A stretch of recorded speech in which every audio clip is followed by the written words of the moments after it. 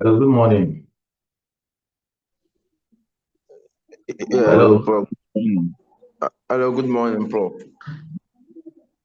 Okay. Uh, Sorry for being late, a little late. So we are going to continue from where we paused the other time, and so it's still going to be um, a lengthy discussion. It's going to be brief so that we can complete what we have to complete. Um, if anybody has a question on what or questions on what we discussed, is it last week? Yes, last week the person can ask. Um, all right. So I think last week we discussed three categories of ratios. Now we are left to two: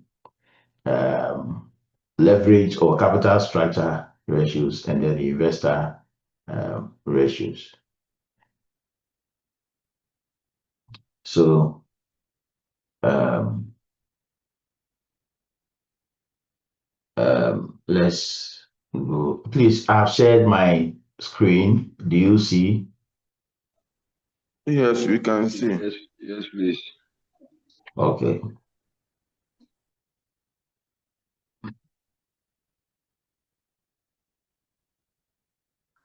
So we want to look at the capital gearing ratio.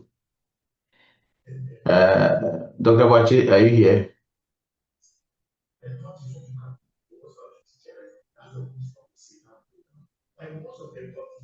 Okay.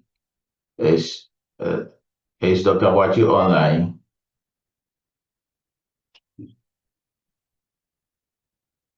Okay, maybe he's here to join. But class rep, is everybody aware that we are completing the Yeah, I posted. Yeah, I posted that. I posted that to our platform. okay. And you see, how many are you in this class? We are around 230 something. Hmm. It's not. I think I've added already in time, so people will be confused asking whether it is 8 or the 7.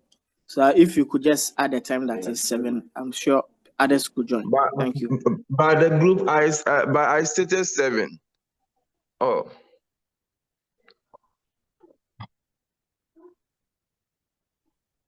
Okay, so um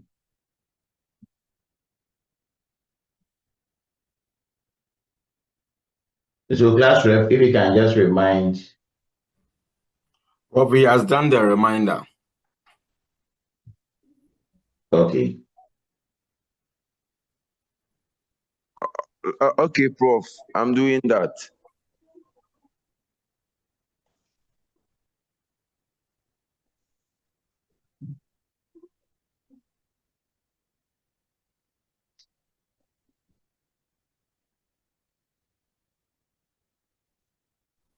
Prof, I think we can start. They are trying to use Ghanaian time. Let's wait for them, Charlie. Prof, let's wait for them small. Well, the message came late too. It came late in the night, so Okay, it's not so everybody that missed. let us start at 7:30. Kindly, if you know someone who is yet to join, kindly prompt the person that we are starting at 7:30. There's going to be a short discussion. Okay, So Prof. it's Okay, going to Prof. be a We short will do that. discussion. So We will do that, Prof. 7:30, we are starting at 7:30. So let's give them the next 30 minutes for them to join. Then we can start. Okay, Prof. Okay, Prof. Thank you.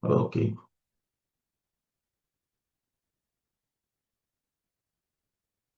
So, but the question is, why would somebody also, let me ask you, do you deal with emergency cases?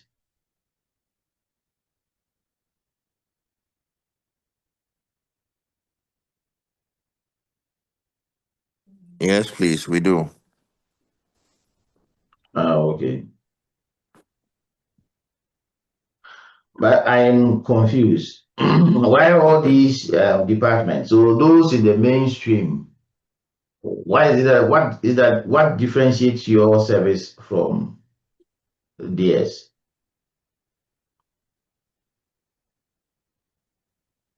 Okay. Medicine is divided into different aspects, different specialized aspects. But before that, you'd have to, we have the general practice. So let's say if you have, we have the ONG, we have the pedics. The ONG is for obstetrics and gynecology. Then pedics is for children. Surgery department is for basically some surgical cases which need surgical intervention. And then we also have internal medicine. Those are the four main broad parts. But before you become a doctor, you have to do all these four parts. Some of them we do specialize or break them down in order for there to be clarity. So if you take pedics, for instance, we'll tell you that as much as they're also like a human being in totality, usually the body starts changing from maybe about 12 years to you're older. So any child, any person below 13 years will be seen in the pediatric department. And even in the pediatrics department, if we are dealing with the babies, we'll tell you that maybe if it's 30, the child is below 30 days, the person has to go to the MBU. It's a bit more technical. The general public won't really know where to go. But once you come to the family department, we would first assess, give the first aid. Depending on the type of emergency, some of them you're almost dying. For let's say, God forbid, someone is in a very critical road traffic accident and the person is barely alive. We would try and classify the person to red. In that case, you won't even, when you come to the polyclinic, we won't even entertain you there. You go to the accident and emergency center. That part, we have a category called red. So you go straight there and then they start working on you. So it's all medicine, but in the first place, it's a bit more technical, let me put it that way. Oh, okay. Okay. Okay. So class rep, we have 4 minutes to go, 4 minutes more to go. So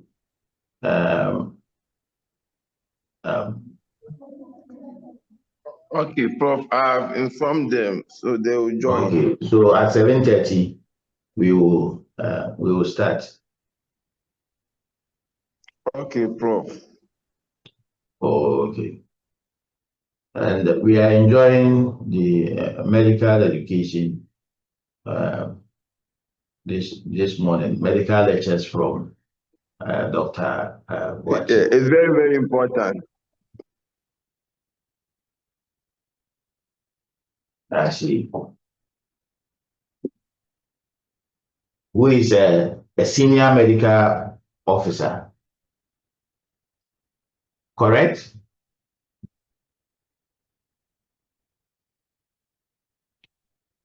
Dr. Quashie, aren't you a senior medical officer?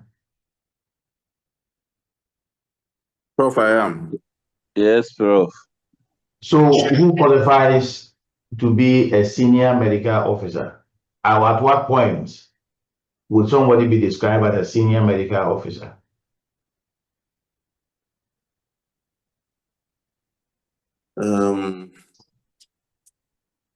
That will also, you'd have to at least work for, finish, if you first have to complete your house job, that's your housemanship. After completing housemanship, you would work for at least, when you finish your house job, you become a medical officer. And after you being declared as seen as a medical officer, you also then become a senior medical officer. After I think number of 3 years, and then after 3 years, you be promoted to principal medical officer, and then it goes on depending on where you branch or what you do. Oh, okay. Oh, okay. So we are privileged to have a senior medical officer in our midst this month. In the person of Dr. Nanaya Quashie.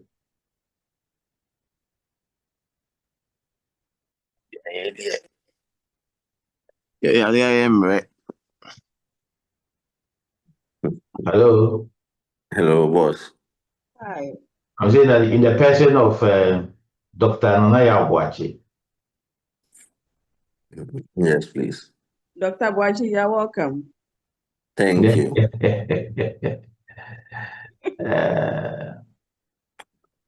Only my sister. Right. Thank you. So it is 7:30 now. So we can start. If there are any questions on what we discussed last week, please, you can ask them. If there's anything, any concern that you want to express, please, you can do so now. All right. If there are no questions, then we want to tackle the next category of ratios, and this category is called the capital gearing or leverage ratios. Capital gearing or leverage ratios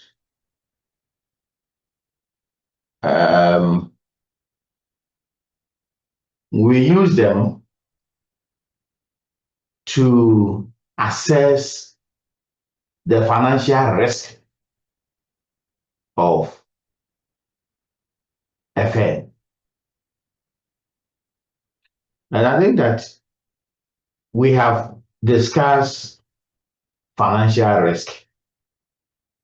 Can somebody help us this morning to differentiate or to distinguish between financial risk and business risk? Can somebody tell us the difference between financial risk and business risk?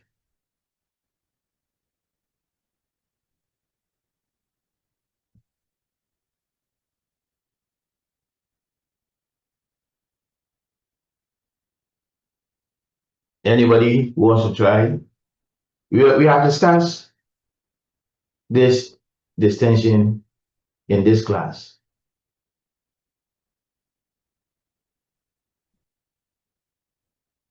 The difference between business risk and financial risk.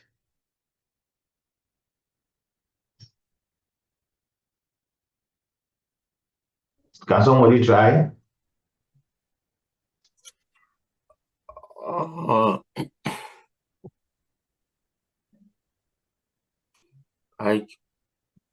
Hello? Yes, Prof. Yes.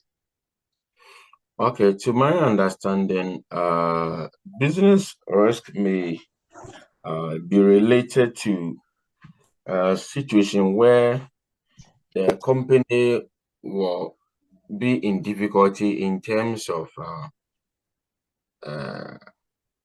being able to cover its liabilities. And the financial aspect will be where the business will be in a bad situation to cover their debt in terms of the finance that they have. You see, let me say it here. Prof, For us make progress. Prof, I want to Business try. risk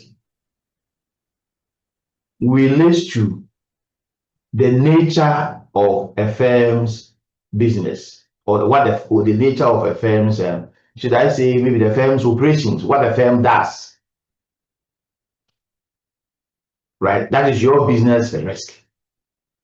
It relates to what you do as a firm. Okay.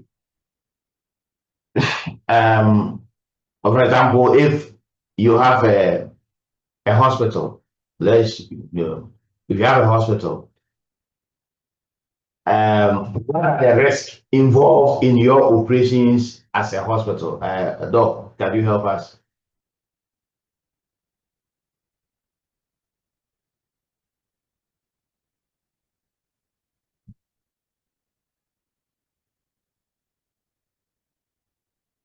Hello. Hello, Prof. The nature of the hospital business. What are the risks involved? Some of the risk involved may include patients,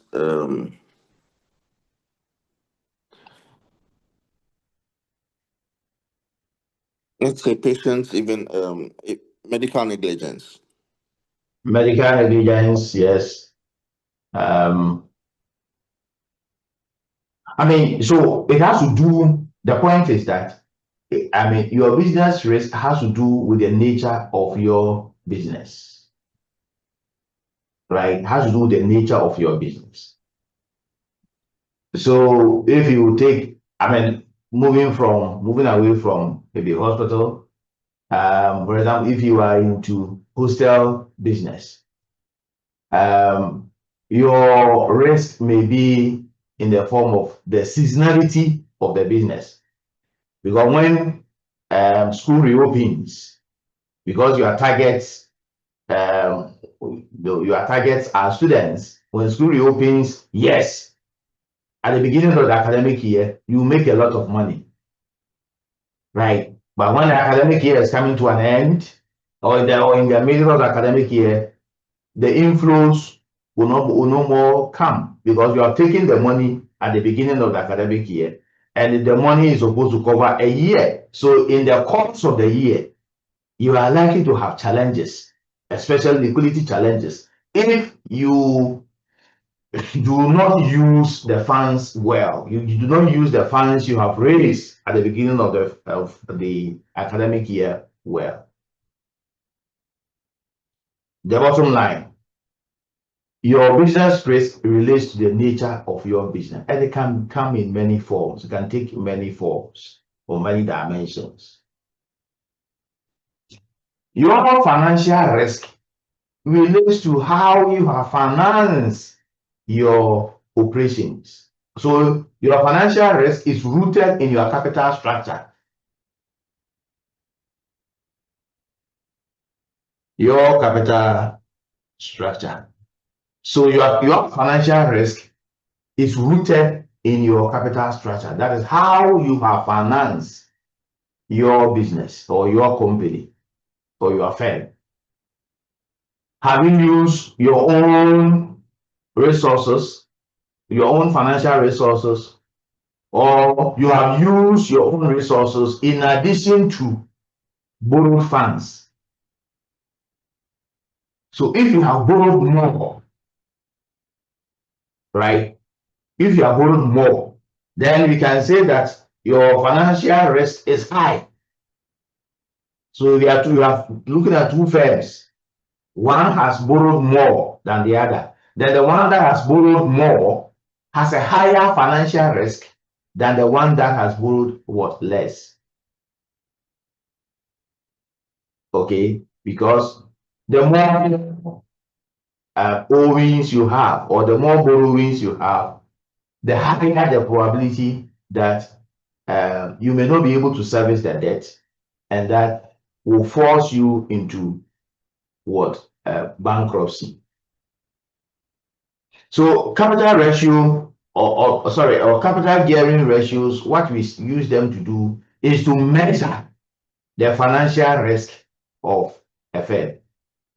And that is, here we are talking about, indirectly talking about the risk of bankruptcy, the probability that the firm will become bankrupt. That is, the firm will not be able to service its obligations, debt obligations, when they fall due.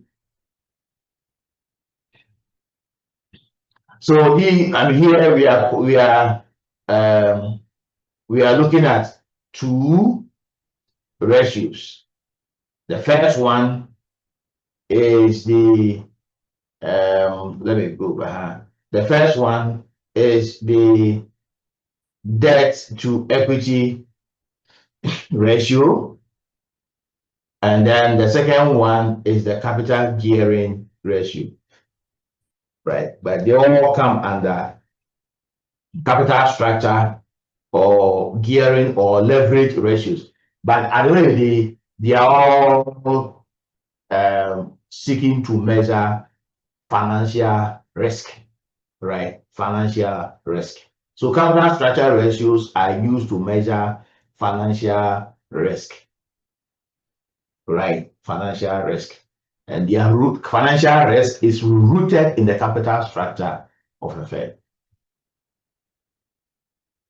Please take notes, because some of these things are very common and they are highly examinable. So take note. At this stage, it is not about the mathematics of what you are, or the mathematics of what you are doing. It is about the interpretation, the understanding, because not many of you, or not all of you, are going to specialize in finance, right? And so after this course, you may not encounter corporate finance anywhere, because you are not interested in finance. But some of you may want to develop a career in finance. Some of you want to teach, right? So these things, you must get them. You must understand them. Okay, understand them. Very, very important.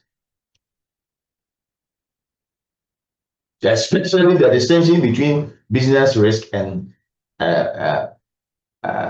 financial risk. Okay. Now, we want to look at the first ratio, which is the debt to equity ratio. You have your sheet there. If you have your sheet, we want to look at long-term debt.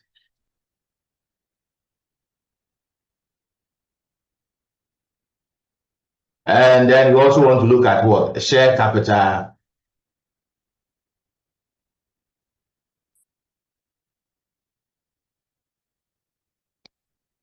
And then reserves. We want to look at reserves. The formula is projected there. Please, do you see? Yes, bro. All right. So let's take our sheet. We go to the balance sheet, because we are dealing with debts. So our source document will be what? The balance sheet of the firm. So let's search for the long-term debt. Let's do this quickly, so that those of you who want to attend your funerals, you can attend. Those of you who want to attend your weddings, you can attend. Okay. 394. The long-term debt is what? 2048. So the long-term debt, 2048.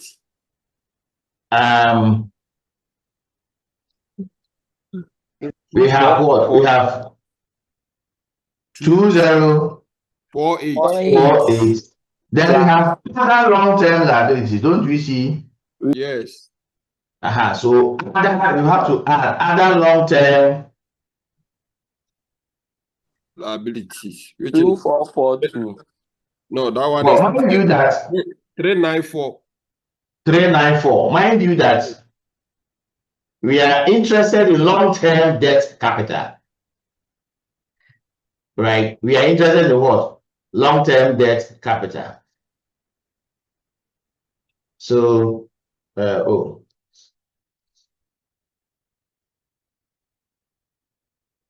okay, so you put the two together, how much will you get, please? 2442. 2442. 442. Yeah. Okay, so that will be our numerator. That's a long-term debt. Then we want to now search for our denominator. That's share capital.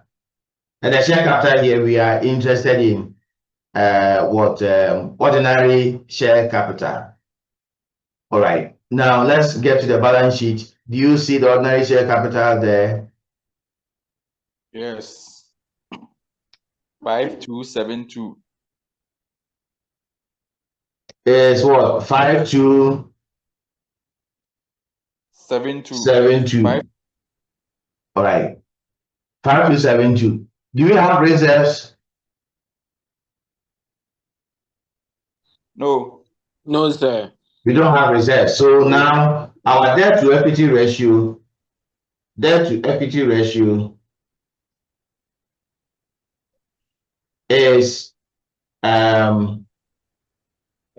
2442 over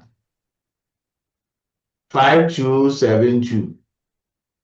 And maybe you can multiply, yes, we have to multiply our outcome by 100. We express it in percentage.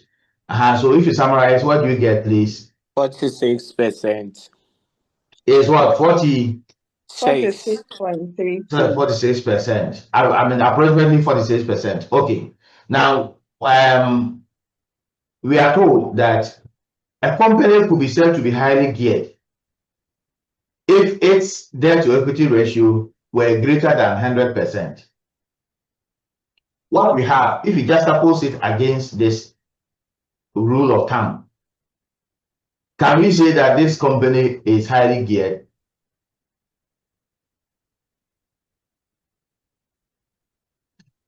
The company is Highly gearing is defined to mean 100. I mean, more than 100% debt to equity ratio. We have found 46%. Can we say that this firm is highly geared? No, 50%. No, it's Hello? low geared. It's very, very low. Hello? The industry ratio.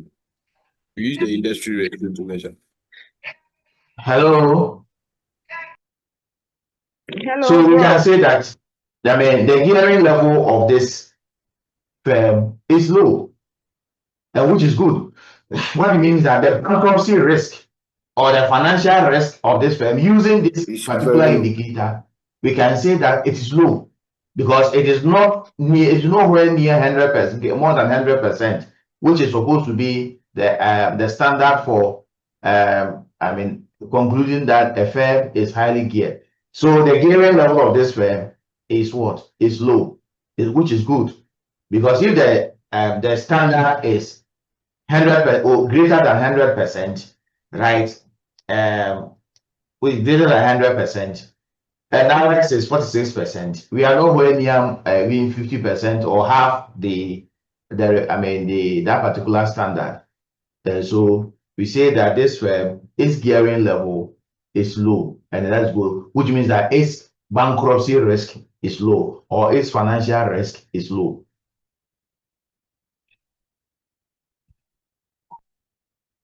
Please pay attention, but I don't want any embarrassment. You finish writing the assessment, and you'll be there. So I took part in all the lectures. I did the assignment. I did the quizzes, but I have not been, because yeah, part in quizzes and those will not guarantee you success if you don't do it well. So get understanding, please. I don't want any embarrassment. The next ratio is a capital gearing ratio, which is long-term debt over capital employed times 100. It's also, the answer is expressed in 100. So our long-term debt, don't we have it? We have It's how much? Because in the previous 2442. yeah, we had we determined that. So it was 2442, right? Yes. Okay, capital employed.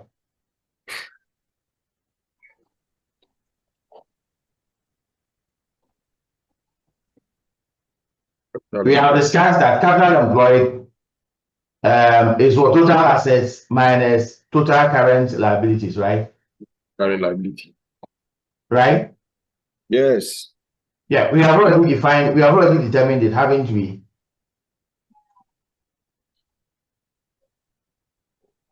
Yes. Haven't we determined that already? Yes. Yes, in the price. I mean, if you go back to the initial discussion, the notes, if you go back to the beginning of your notes on this particular topic, you will see that we have determined capital employed. 7713. Can somebody quote it for us? 7713. 7713.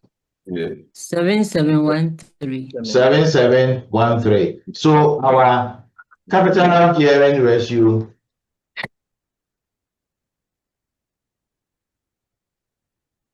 Employed adding 244.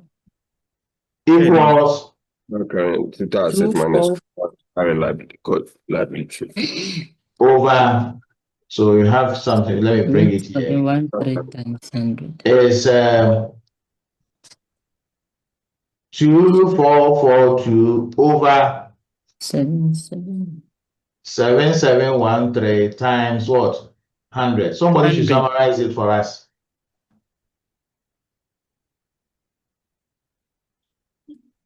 That's 2%. 32. Somebody is asking, how do we get the 7713 capital employed? We say that you subtract total current liability from total assets. Right? So Bridget, is it Bridget? Yes. So total assets minus total current liabilities will give you capital employed. This is total current liability. Hello. So Bridget, are you answered? That's a mean shower. Liabilities. Somebody should type in the group. Hello. So I didn't also type your group B.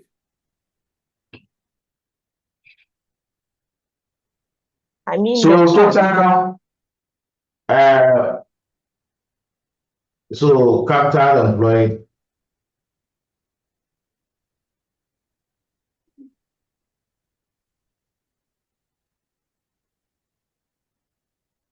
equals total assets minus total current liabilities.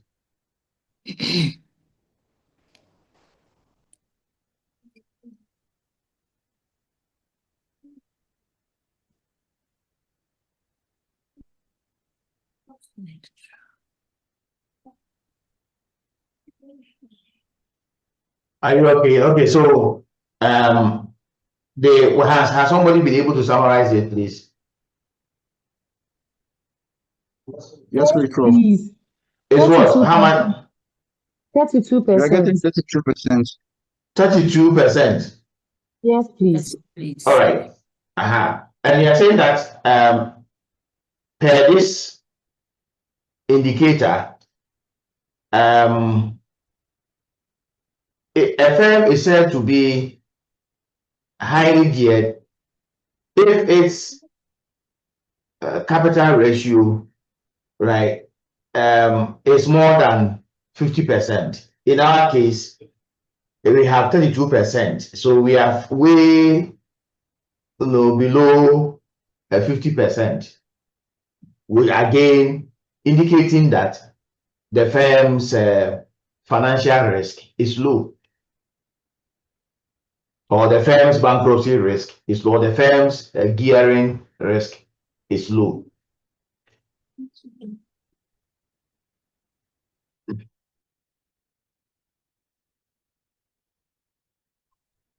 Anybody with a difficulty?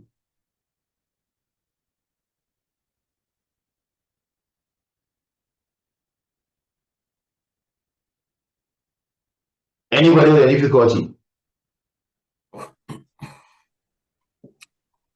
If I want to ask a question.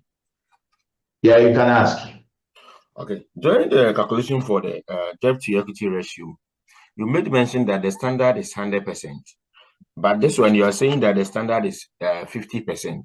We are using different variables, so you should expect that the standard will not be the same. So that is my question. My question is, how do we determine the standard for each calculation? Because had it not been you saying that the capital gearing, the standard is 50%, I have no idea about that. No, this is how we determine. But I mean, you have people we have experts. That's what the literature says, that yes, the standard is this, the standard is that. So my question is, how do we know the different standards for each ratio? How do we know? I mean, being here that I'm not a financial expert. I'm doing corporate finance for now.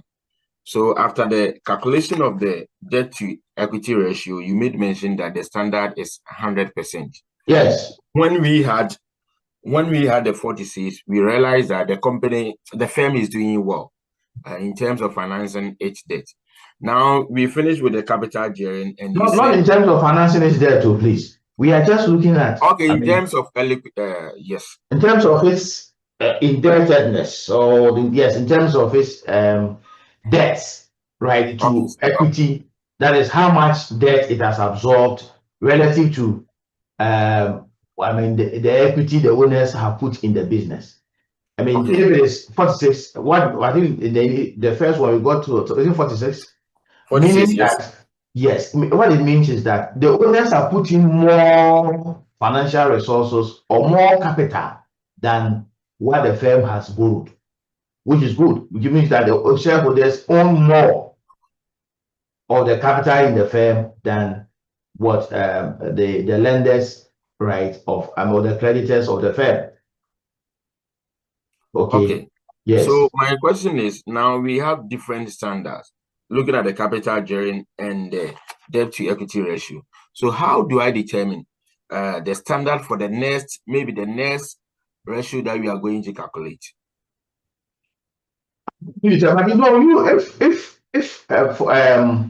If the literature is silent on a particular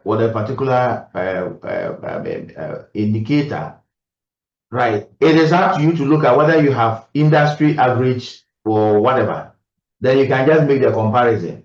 So, for example, if in the industry of this firm, the average industry player is having, let's say, 20%, but you alone, as an industry player, you have 32. It means that you are using more debt, and maybe it may not augur well for you. Right? But what we are discussing now, fortunately, experts have considered these ratios and have given us some standard that we can use to measure whether what we are dealing with, the firm we are dealing with has a high gearing or low gearing by prescribing these standards. So if I may know, a subsequent one, Prof, should we know the standards before we come to the exams room? But pardon me. I mean, we the student, do we have to search for the standards before we come to the exams room? Because, for instance, as we had this one, 46, that we realized that the standard is 100%. Now, assuming it was 52, still the standard is 100%, so we could see that the firm is doing well. Now, yeah, the firm, yes, in terms of indebtedness or in terms of financial risk or in terms of gearing, yes, the firm is below what can be described as high gearing or high financial risk or high bankruptcy risk. Okay, so the capital gearing we had 32, and you said the standard is 50. So assuming we also had this one, the capital gearing at 52. But remember that the standard is over 50. So say, how may I know that this is the standard? But that's what you have been told. You have been given the standard here. The material I have shared with you, the material, or have you projected it here? The standard is quoted there. So what standard again are you searching for? Kingsley, Kingsley, in your case, I think the standard, let's assume in examination or for examination sake, the standard will be given that this is the industry average.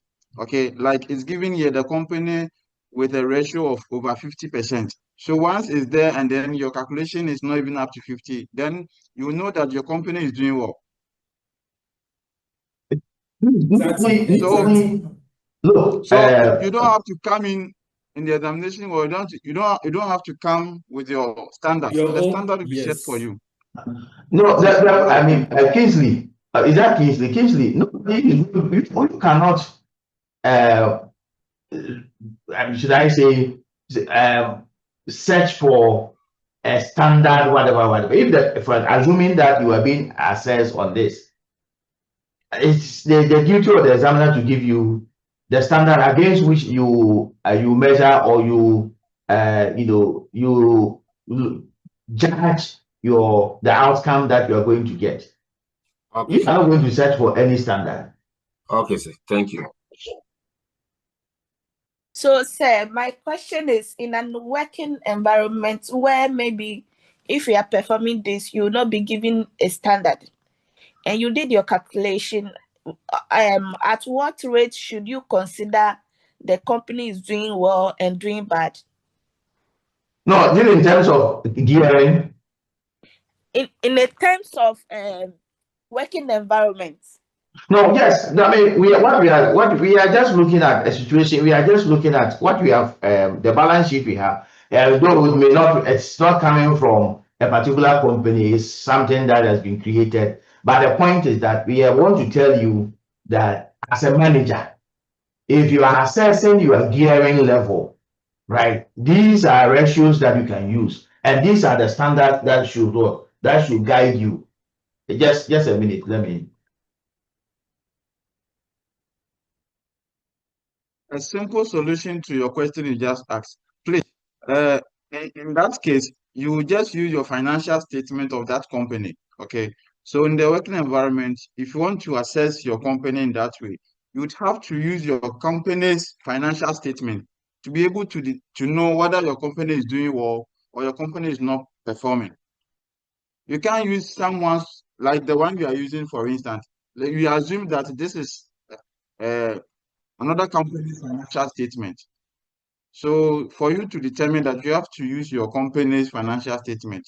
Yes, and earlier on, Prof did a calculation of 46%, and if I hear it correctly, Prof was saying that we can see that the company is doing well in terms of their debt to is it debt to financial ratio or something like that? Debt to equity ratio. Debt to equity ratio.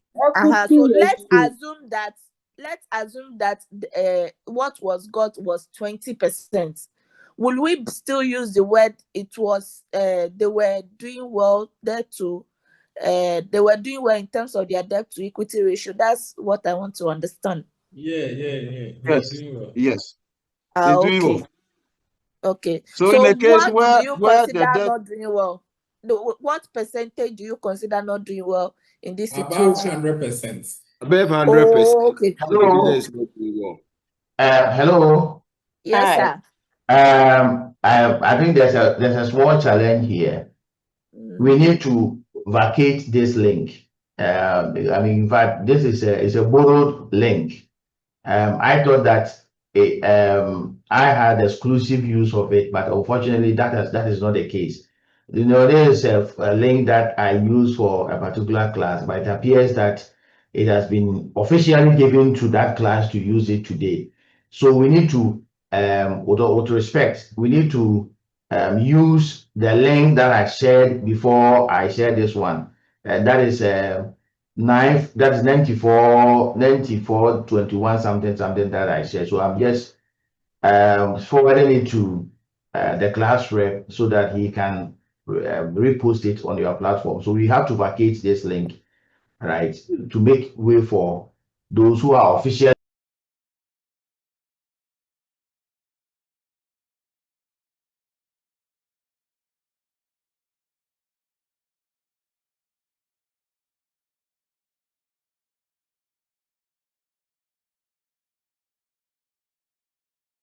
Good morning, class. Good morning, Prof. Good morning, Prof. Prof, how are you? I'm fine, thank you. I hope this one is for management consultant students. Yes, Prof. We are Yeah. ready and waiting for you. Yes, Prof. Yes, honest. Okay. All right, thank you. Someone has remembered my name. Okay, so I'm so sorry about the little confusion, but it's all sorted now, so we have our link. Please, Bismarck, has IDL been alerted so they can host and then post it on the V class for you? Yes, I'm sure because I was talking to Oscar about it, and he said I should call Seth. So I'll be calling Seth right now. But I'm sure Okay, once we so have the the link. we have the link, yes, it will be Okay. recorded. Okay, so please alert Seth right now so he comes on and hosts and posts for us. Okay. Yes, So yes, please, Prof. do I have everyone online now? How many are we? So we don't miss out on anyone. We are supposed to be 44, but we are 38 now. So the rest will be joining. Okay. So we are giving you a minute to sort out with Seth and we can start. So while Yes, Prof. waiting for Bismarck, how was last semester? How did it go? Honest, it was great. It was good. Oh, that's good. I'm happy to hear that. Was Yeah. manageable. Manageable, okay, means it wasn't bad, it was good. That's good. Okay. How about the exams? Was it okay?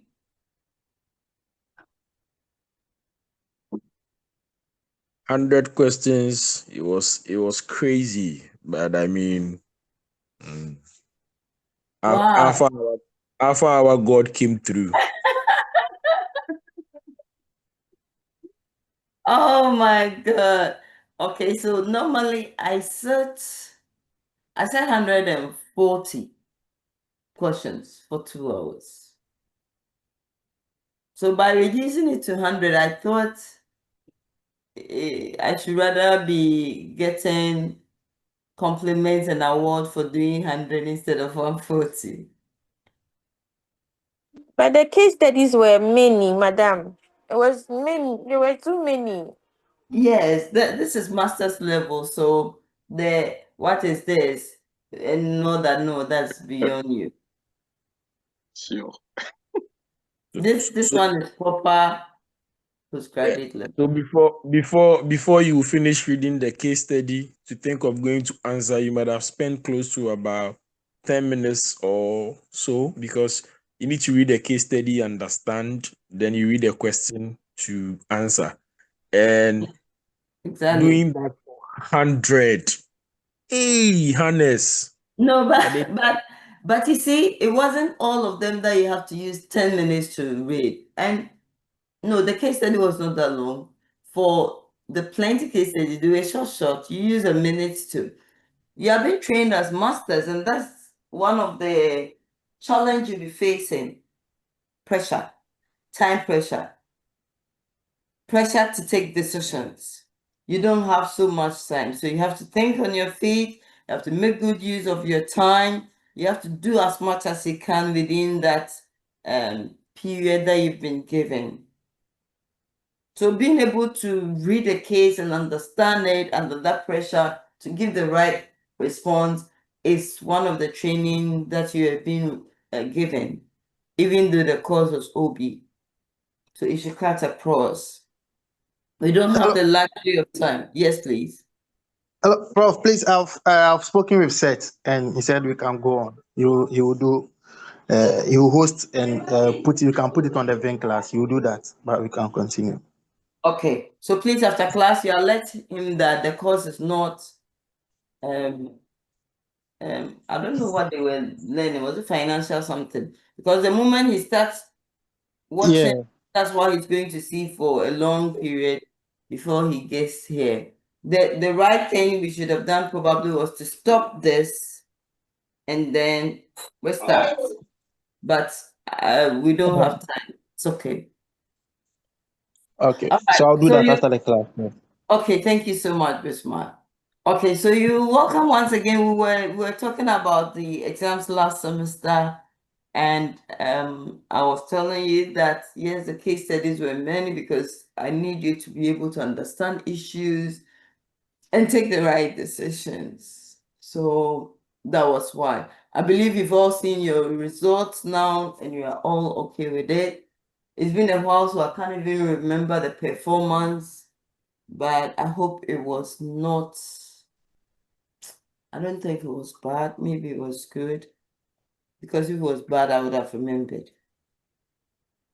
So this semester, you're welcome once again. Please, Margaret. Yes, go on. I hope you didn't fail anybody, so it's okay. Okay, so nobody failed. Okay. That's the case. I'm just rephrasing it.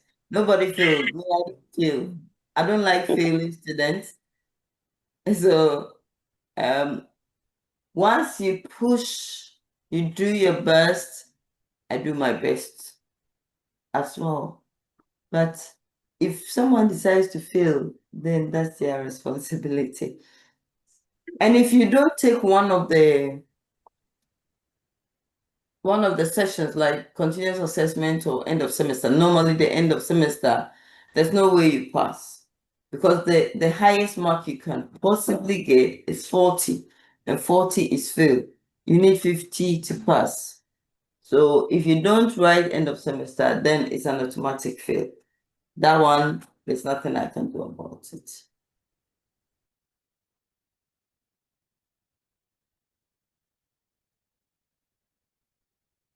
Okay, any other thing? Okay, in the absence of any other thing, I think I can start. All right, so you're welcome to another session, and this time round, we are looking at management consulting and data analytics. CGSL560. So it's an honor to take you through this course.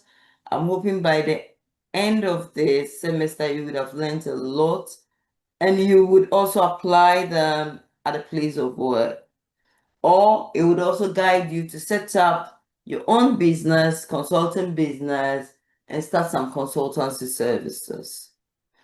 My name has not changed. It remains the same, but I still prefer to be called Ernest. So let's briefly go through our course outline, and then we start the first unit.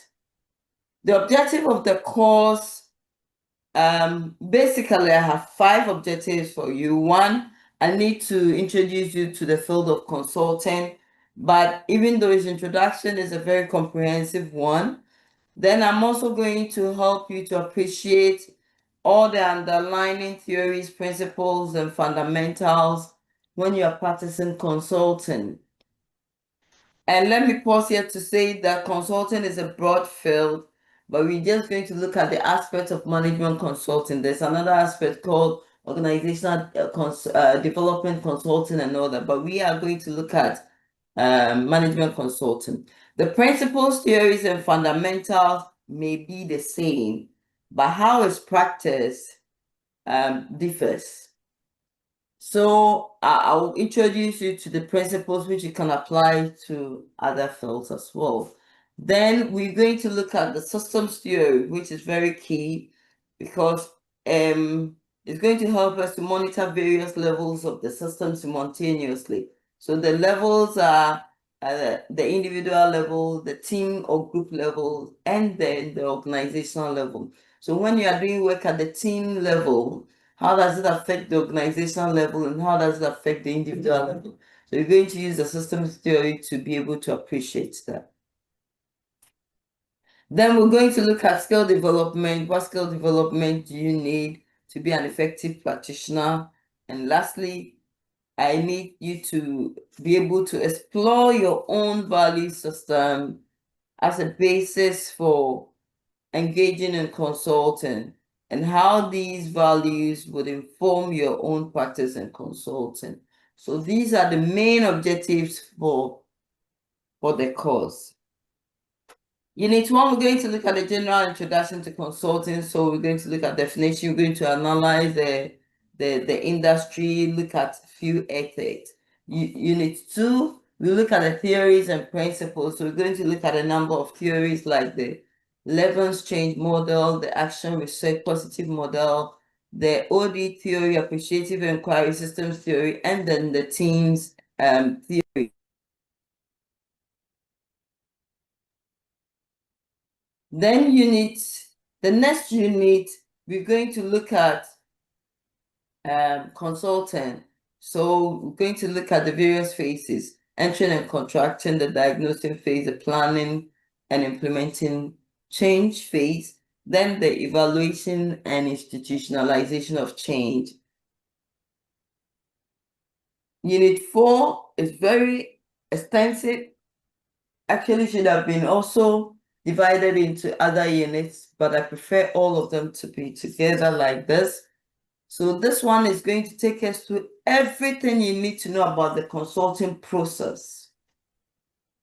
So right from when the organization identifies a challenge with the organization and they ask for proposals, request for proposals, and there's the invitation, letter of invitation sent to others, then consultants responding with expression of interest, then the organization assessing the responses, how the organization do the shortlisting of submissions, then how we prepare the terms of references, we request for technical and financial proposals, how the organization evaluates the technical proposals, then the financial proposal, the final selection of the consultant, how terms are negotiated, even though the contract has been awarded, doesn't mean that we agree to everything, so we'll have to agree.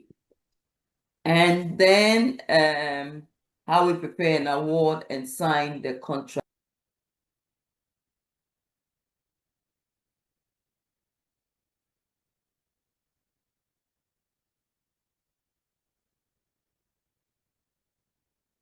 So unit 5, we're going to look at proposal writing in details, the financial and then the technical.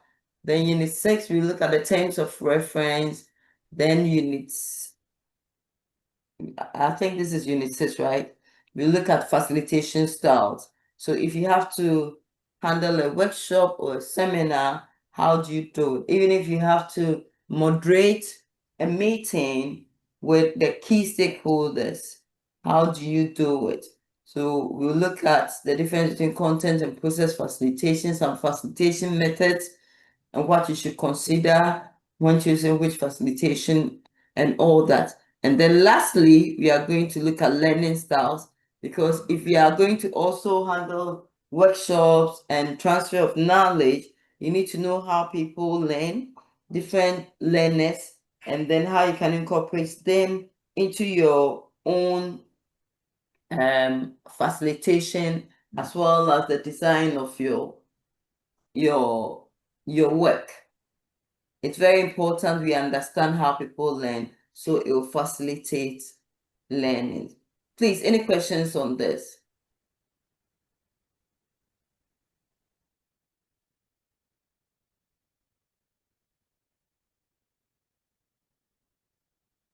Any questions?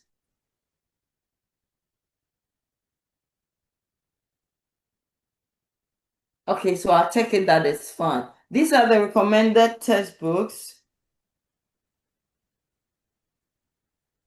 Flawless Consulting, Introduction to Management Consulting, and then there's Global Organizational Development.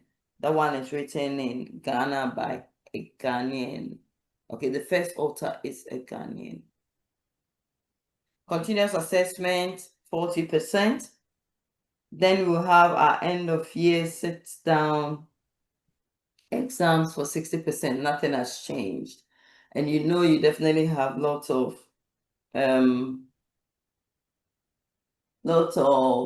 group work.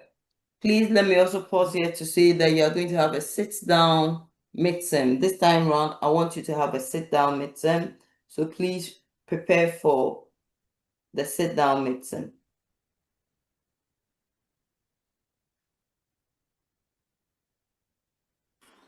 Well, okay, madam. Great. All right, so that takes us to Unit 1. If you are ready for it,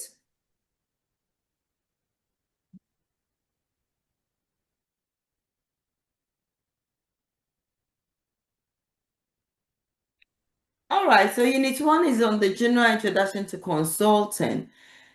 Now,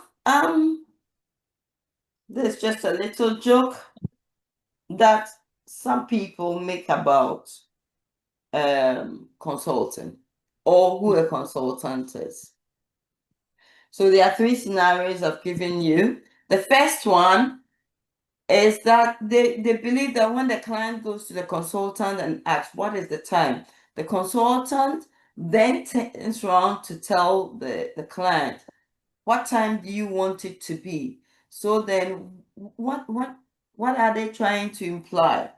That the consultants do not know the time either, but anything you want it to be, they will let it be. Then others also believe that when a client goes to the consultant and asks, what time is it? The consultant then tells the client, give me your watch and I'll tell you. So basically, the time is with the client. The client should know the time. So the consultant only comes in to take money by taking the watch of the client to tell the client that it is 8:30 a.m. And so they don't even deserve to be paid. Then the last scenario, they are saying that those who can, they do, but those who can't, they teach.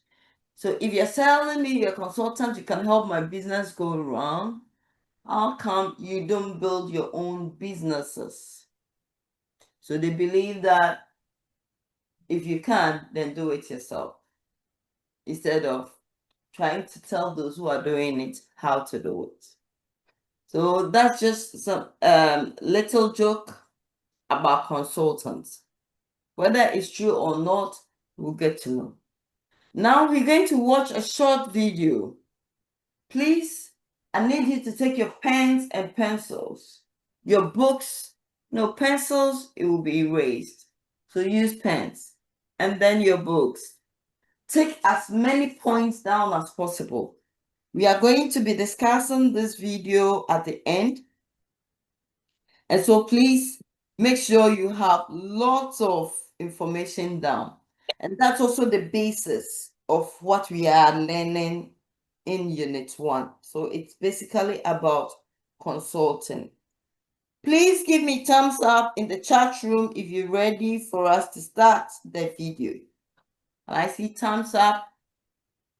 If I still have my class, can I see some thumbs up in the chat?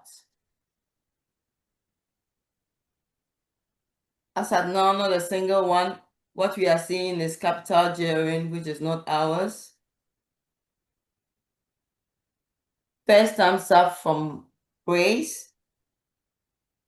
Class, I need to see thumbs up if you are with me. Gertrude, Daniel. I need to see about 38 thumbs up. Joyce. 3 ladies so far. Philomena, 4 ladies. Hussein, 2 gentlemen. Please, let's hurry up. Otherwise, I'll take it that you are not with us. Okay, I have lots of thumbs up from Kobina. The rest, please, where are you? Nathan, thank you. Please do a thumbs up in the chat room if you are with us. Charlotte. I've not even had up to 10. Let me see. 1, 2, 3, 4, 5, 6, 7, 8. As at Nathan, we had 8. 9, 10, 11, 12. We have 12. Okay, so please take note of the names 11 Asat, Daniel, Efifa, Chum. So take note of the names for me. Okay. So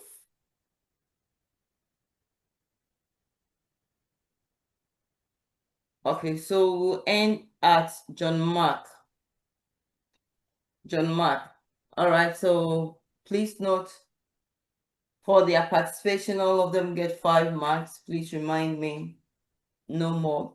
All right, so if you're ready for the video, there we go. Please take as much points down as you can.